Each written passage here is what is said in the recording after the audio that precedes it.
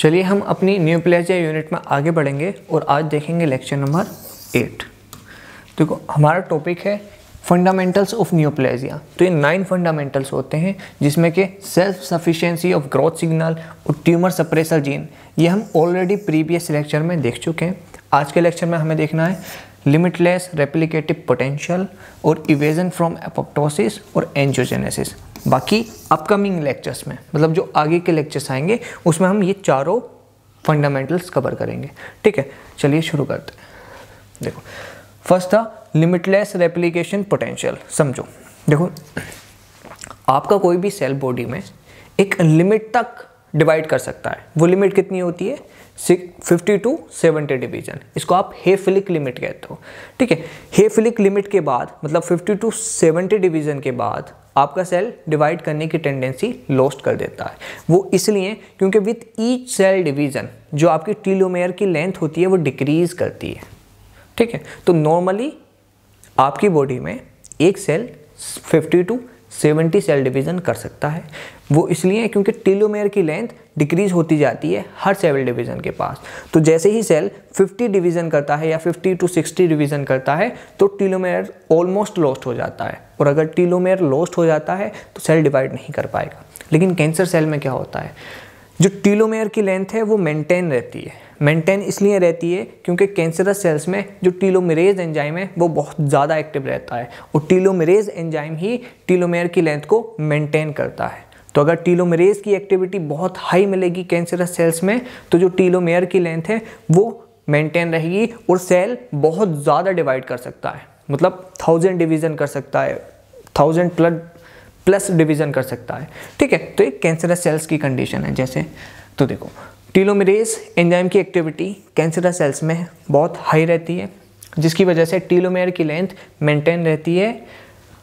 फिर हेफिलिक लिमिट से जो है वो बढ़ जाती है कैंसर सेल में। नॉर्मली कितनी होती है? 50 to 70, लेकिन कैंसरस सेल में हेफिलिक लिमिट बढ़ जाती है। हेफिलिक लिमिट मतलब एक सेल कितनी बार डिवाइड कर सकता है। तो नॉर्मल बॉडी में 50 to 70 डिवीज़न करता है, लेकिन कैंसरस सेल्स में बहुत ज़्यादा डिवीज़न कर सकता है। क्यों? क्योंकि टीलोमेरेज एंजाइम की एक्टिविटी हाई है। समझ में आया? ठीक है, चलिए तो हेफिलिक लिमिट क्या है? डिवाइडिंग कैपेसिटी ऑफ सेल जो कि इंक्रीज कर जाती है कैंसर सेल में। तो नॉर्मली हेफिलिक लिमिट कितनी होती है? 60 to 70 टाइम्स, या कुछ बुक्स में लिखा है 50 to 70 टाइम्स। आप कुछ भी मान सकते हो। ठीक है, चलिए अब देखो यहाँ पर देखो, ये क्रोमोसोम है, ये टीलोमेयर है। तो देखो ये क्रोमोसोम है, फिर इसने डिवाइड किया, ये हुआ, फिर डिवाइड किया, ये हुआ, ये हुआ। तो देखो विथ ईच डिवीजन टीलोमेयर की लेंथ डिक्रीज कर रही है। ठीक है, telomere length decrease with each division, ये नॉर्मली होता है। लेकिन कैंसर सेल में टीलोमेयर की लेंथ मेंटेन रहती है। क्यों? क्योंकि ये जो टीलोमेरेज एंजाइम है इसकी एक्टिविटी हाई मिलती है कैंसर सेल में। चलिए अब देखते हैं इवेजन फ्रॉम एपोप्टोसिस। देखो नॉर्मली क्या होता है? नॉर्मली आपकी बॉडी में एक होते हैं प्रो एपोप्टोटिक जीन, एक होते हैं एपोप्टोटिक जीन, एक होते हैं एंटी एपोप्टोटिक जीन और एक होते हैं प्रो एपोप्टोटिक जीन। तो ये जो एंटी एपोप्टोटिक जीन होते हैं ना, ये एपोप्टोसिस से प्रिवेंट करते हैं किसी भी सेल को, और ये जो प्रो एपोप्टोटिक जीन होते हैं ना, ये एपोप्टोसिस को प्रमोट करते हैं। ठीक है, तो नॉर्मली दोनों जीन्स में बैलेंस होता है आपकी बॉडी में। ठीक है, बैलेंस मतलब प्रो एपोप्टोटिक जीन भी अपना एक नॉर्मल फंक्शन कर रहे होते हैं, मतलब जितनी ज़रूरत है उतने सेल्स को एलिमिनेट कर रहे होते हैं, उतने सेल्स का एपोप्टोसिस कर रहे होते हैं। बाकी एंटी एपोप्टोटिक जीन भी अपना नॉर्मल फंक्शन कर रहे होते हैं, मतलब जितनी ज़रूरत है उतने एक्टिव रहते हैं। लेकिन मान लो किसी वजह से एंटी एपोप्टोटिक जीन बहुत ज़्यादा एक्सप्रेस कर गए, एंटी एपोप्टोटिक जीन बहुत ज़्यादा एक्सप्रेस कर गए, तो एक जो भी नॉर्मल सेल है वो डाई नहीं करेगा, एपोप्टोसिस नहीं करेगा। अब अगर कोई भी नॉर्मल सेल एपोप्टोसिस नहीं करेगा तो ये बहुत लंबे समय तक लाइव रहेगा आपकी बॉडी में। तो ये भी एक कारण हो सकता है कैंसर का। समझ में आ रहा? चलिए थोड़ा समझते हैं। देखो कैंसरस सेल्स में जो एंटी एपोप्टोटिक जीन होते हैं उनका एक्सप्रेशन इंक्रीज हो जाता है। और जो प्रो एपोप्टोटिक जीन होते हैं उनका एक्सप्रेशन डिक्रीज हो जाता है। तो अगर एंटी एपोप्टोटिक जीन का एक्सप्रेशन इंक्रीज हो जाएगा तो कोई भी सेल जल्दी से डाई नहीं करेगा, जबकि प्रो एपोप्टोटिक जीन में अगर प्रो एपोप्टोटिक जीन का एक्सप्रेशन डिक्रीज कर जाएगा तो एपोप्टोसिस नहीं होगा, मतलब कोई भी सेल की जो सर्वाइविंग मतलब कैपेसिटी है वो बहुत बढ़ जाएगी, और अगर सर्वाइविंग कैपेसिटी बढ़ जाएगी तो ट्यूमर ग्रो हो सकता है। ठीक है, चलिए अब हमने जब सेल इंजरी यूनिट पढ़ी थी तो उसमें पढ़े थे कि एंटी एपोप्टोटिक जीन कौन कौन से होते हैं, BCL2, MCL1, BCL, XL, और प्रो एपोप्टोटिक जीन कौन कौन से होते थे, P53, BCL, XS, BEX। ठीक है, चलिए अब जैसे एक एग्जाम्पल लेते हैं, फोलिकुलर लिम्फोमा।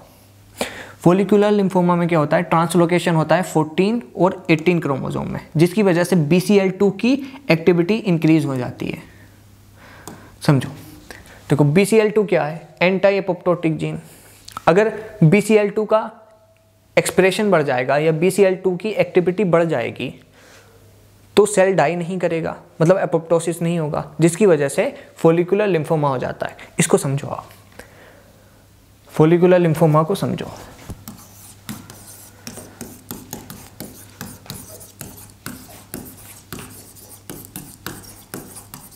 फोलिकुलर लिम्फोमा में क्या होता है, ट्रांसलोकेशन होता है 14, 18 का।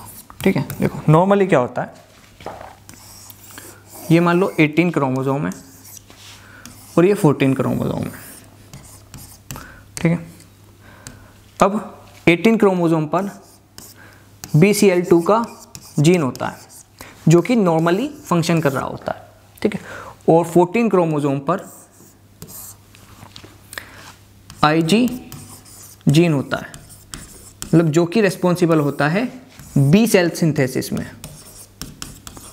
ठीक है, ये नॉर्मली फंक्शन कर रहे होते हैं, लेकिन मान लो किसी भी वजह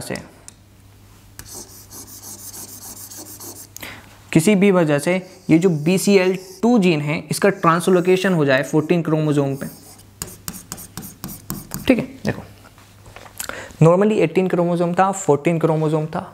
18 क्रोमोसोम पर BCL2 जीन था जो कि नॉर्मली फंक्शन कर रहा था, और नॉर्मली 14 क्रोमोसोम पर IG जीन था जो B सेल का सिंथेसिस कर रहा था। लेकिन मान लो किसी वजह से ट्रांसलोकेशन हो गया और ये 18 क्रोमोसोम से उठकर BCL2 जीन 14 पर चला गया। अब जैसे ही ये 14 क्रोमोसोम पर ये जीन जाएगा तो ये अपनी एक्टिविटी बहुत ज़्यादा इंक्रीज़ कर देगा, और अगर अपनी एक्टिविटी इंक्रीज़ कर देगा तो ये जो BCL2 है ये अपना एक्सप्रेशन बहुत ज़्यादा बढ़ा लेगा। अगर सोचो BCL2 को एक्सप्रेशन बहुत ज़्यादा इंक्रीज़ कर जाएगा तो ये क्या है, एंटी एपोप्टोटिक जीन है। ठीक है, तो अगर BCL2 का एक्सप्रेशन बहुत बढ़ जाएगा तो ये एंटी एपोप्टोटिक जीन है, तो ये जो B सेल हैं, ये जो B सेल्स हैं इनकी सर्वाइविंग कैपेसिटी बढ़ जाएगी।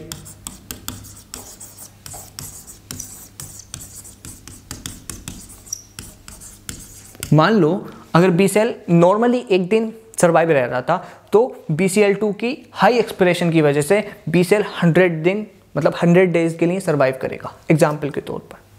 मतलब इनकी जो सर्वाइविंग कैपेसिटी है वो बहुत ज़्यादा बढ़ जाएगी, जिसकी वजह से आपको हो जाएगा फोलिकुलर लिम्फोमा। समझ में आ रहा है? चलिए, तो ये एक ओवरव्यू है, सॉरी। ठीक है, चलिए, तो ट्रांसलोकेशन 14-18 में BCL2 का एक्सप्रेशन बढ़ जाता है, जिसकी वजह से जो B सेल है उनकी सर्वाइविंग कैपेसिटी बहुत ज़्यादा इंक्रीज कर जाती है, जिसकी वजह से फोलिकुलर लिम्फोमा हो जाता है। अब देखो, ये जो एपोप्टोसिस होता है ये 2 पाथवेज होते थे इसके, एक होता था इंट्रिंसिक पाथवे, एक होता था एक्सट्रिंसिक पाथवे। ध्यान रखना, आपके नियोप्लेजिया कंडीशन में जो इंट्रिंसिक पाथवे है वो मोस्ट कॉमन अफेक्टेड होता है। तो एक बार क्वेश्चन आया था नीट पीजी में, तो आपको पता होना चाहिए इंट्रिंसिक पाथवे ज़्यादा अफेक्टेड होता है as compare to extrinsic pathway में। चलो अब एंजियोजेनेसिस देखते हैं। एंजियोजेनेसिस मतलब ब्लड वेसल्स का ज़्यादा बनना। देखो, एक कैंसरस सेल्स जो होती हैं वो बहुत ज़्यादा डिवाइडिंग होती है, मतलब उनको बहुत ज़्यादा ऑक्सीजन की ज़रूरत पड़ती है, बहुत ज़्यादा न्यूट्रिएंट की ज़रूरत पड़ती है।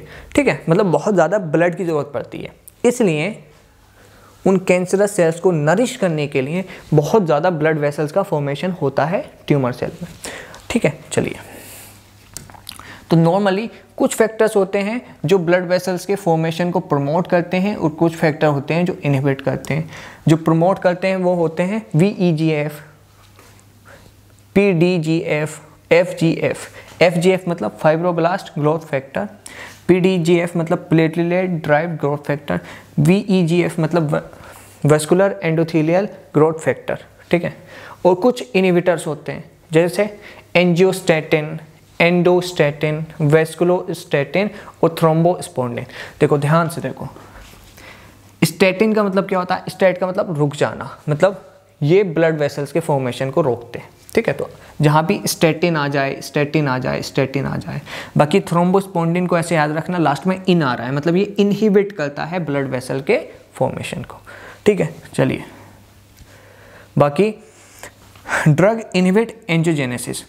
कुछ ड्रग्स होती हैं जो एंजियोजेनेसिस को इनहिबिट करती हैं, जैसे कि बेवैसिजुमैब। बाकी most important factor for angiogenesis, इसका आंसर है हाइपोक्सिया। ये दोनों क्वेश्चंस पूछे जाते हैं, एज इट इज पता होने चाहिए आपको। और ध्यान रखना, देखो P53 जो है, ध्यान रखना ये स्टिमुलेट करता है थ्रोम्बोस्पोंडिन को। ध्यान रखना, मतलब P53 भी कहीं ना कहीं एक ब्लड वेसल इनहिबिटर है। ठीक है, चलिए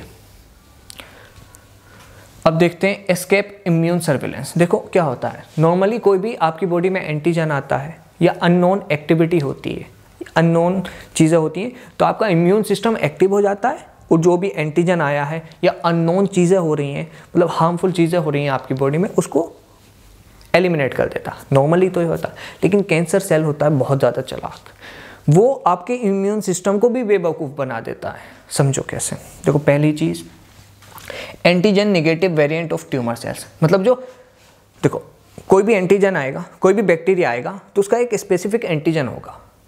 उस एंटीजन के थ्रू हम पता कर लेंगे कि यार ये हमारी बॉडी का नहीं है, ये बाहर से आया, इसको हमें किल करना है।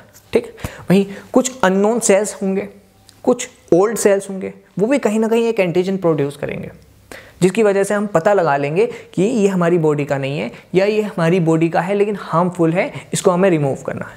लेकिन ट्यूमर सेल में क्या होता है, ट्यूमर सेल में हमें पता ही नहीं चल पाता है कि ये हार्मफुल चीज़ है, मतलब वो एंटीजन शो ही नहीं करता है, हमें लगता है ये हमारी ही बॉडी का पार्ट है, तो हमारा इम्यून सिस्टम बेवकूफ़ बन जाता है। तो पहली चीज़ antigen negative variant of tumour cell. दूसरी चीज़ एंटीजन मास्किंग बाय ग्लाइकोकैलिक्स। अगर बाय चांस हमारी बॉडी को पता भी चल जाए कि ये ट्यूमर सेल है और ये एंटीजन है, मतलब इसको हमें रिमूव करना है बॉडी से, तो क्या करता है ना, ट्यूमर सेल अपने ऊपर ग्लाइकोकैलिक्स की कवर लगा लेता है। अब जैसे ही ग्लाइकोकैलिक्स की कवर लगा लेता है, हमें पता ही नहीं चल पाता है कौन सा ट्यूमर सेल है, कौन सा नॉन ट्यूमर सेल है। ठीक है, तो इतना चालाक होता है ट्यूमर सेल। बाकी थर्ड, डिक्रीज MCH1 एक्सप्रेशन। देखो जब भी कोई एंटीजन आता है आपकी बॉडी में, तो उसको किल करने के लिए MCH1 के एक्सप्रेशन की बहुत ज़रूरत पड़ती है। MCH1 एक्सप्रेस होगा, उसी के बाद हम फेगोसाइटोसिस या किलिंग का प्रोसेस कर पाएंगे, मतलब अपना काम दिखा पाएंगे, मतलब जो न्यूट्रोफिल है, मैक्रोफेज है, नेचुरल किलर सेल्स है, वो किल कर पाएंगे। लेकिन क्या होता है ना, कैंसर सेल MCH1 के एक्सप्रेशन को ही डिक्रीज कर देते हैं, जिसकी वजह से आप अच्छे से ट्यूमर सेल को एलिमिनेट नहीं कर पाते हो। चौथा, इम्यूनो सप्रेसेंट। ये इम्यूनो सप्रेसेंट होते हैं, जैसे CTLA4 PD1 मॉलिक्यूल, ये 2 मॉलिक्यूल होते हैं जो इम्यूनो सप्रेसेंट होते हैं, मतलब आपकी इम्यूनिटी को वीक करते हैं। ठीक है, देखो पहली चीज़ ये क्या कर रहे थे, आपके इम्यूनिटी से बचने की कोशिश कर रहे थे यहाँ तक। ठीक है, लेकिन फिर इन दोनों पॉइंट में ये आपकी इम्यून सिस्टम से बचने की कोशिश कर रहे थे, यहाँ पर क्या कर रहे हैं, ये आपके इम्यून सिस्टम को अटैक कर रहे हैं, मतलब आपके इम्यून सिस्टम को वीक कर रहे हैं। ठीक है, चलिए वहीं देखो, tumour cell release anti inflammatory cytokines. देखो जो ट्यूमर सेल है वो एंटी इन्फ्लेमेटरी साइटोकाइंस रिलीज करते हैं। एंटी इन्फ्लेमेटरी साइटोकाइंस मतलब TGF बीटा, इंटरल्यूकिन 10। ठीक है, अब ये जो एंटी इन्फ्लेमेटरी साइटोकाइंस हैं, ये अगेंस्ट होते हैं इन्फ्लामेशन के, मतलब इन्फ्लामेशन नहीं हो पाती है तो कोई भी प्रोटेक्टिव रिस्पॉन्स नहीं जनरेट हो पाता है, जिसकी वजह से ये ट्यूमर सेल आपके इम्यून सिस्टम से बच सकते हैं। बाकी देखो ट्रीटमेंट ऑफ कैंसर हम कैसे करते हैं, समझो इसको। देखो या तो हम CTLA-4 का एक्सप्रेशन डिक्रीज कर देते हैं, मतलब एंटी CTLA-4 ड्रग देते हैं जैसे कि इपिलीमुमैब, ठीक है। चलिए बाकी एंटी ट्यूमर सेल्स, देखो आपकी बॉडी में कुछ ऐसे सेल्स होते हैं जो ट्यूमर सेल्स को किल करते हैं, उसको आप कह रहे हो एंटी ट्यूमर सेल्स। ये कौन कौन से होते हैं, CD8 T सेल्स, इनका बहुत ज़्यादा रोल होता है ट्यूमर सेल्स को एलिमिनेट करने में, या मैक्रोफेज, नेचुरल किलर सेल्स। ये ऑर्डर है, इस ऑर्डर में आप याद करना, ठीक है। तो आज का लेक्चर होता है समाप्त। उम्मीद है समझ आया होगा। Thank you.